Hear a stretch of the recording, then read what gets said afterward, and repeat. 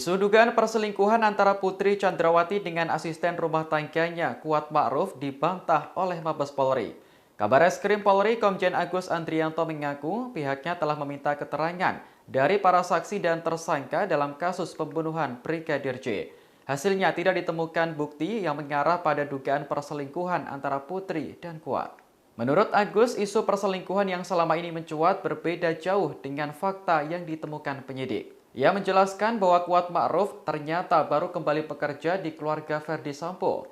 Dari keterangan para saksi, Kuat sempat tidak bekerja karena terpapar COVID-19. Agus kemudian mengingatkan kepada publik untuk tidak mudah mempercayai isu yang belum dapat dibuktikan kebenarannya. Sebelumnya, isu perselingkuhan antara Kuat dan Putri disampaikan oleh mantan pengacara Barada Richard Eliezer, Deolipa Yubara. Deolipa mengaku bahwa kliennya pernah bercerita soal kedekatan antara Kuat dan Putri yang disebut memiliki hubungan khusus. Dikutip dari Kompas.com, isu perselingkuhan keduanya diduga berkaitan dengan motif pembunuhan Brigadir J. Deolipa berujar bahwa Brigadir J mengetahui hubungan terlarang antara Kuat dan Putri. Kuat Ma'ruf kemudian mengancam akan membunuh Brigadir J jika berani membocorkan rahasia tersebut. Narasi tersebut rupanya berbeda dengan keterangan yang disampaikan oleh Komnas HAM beberapa waktu lalu. Komisioner Komnas HAM Khoirul Anam mengatakan, Kuat Ma'ruf mengancam Brigadir J lantaran tak terima Putri Chandrawati dilecehkan.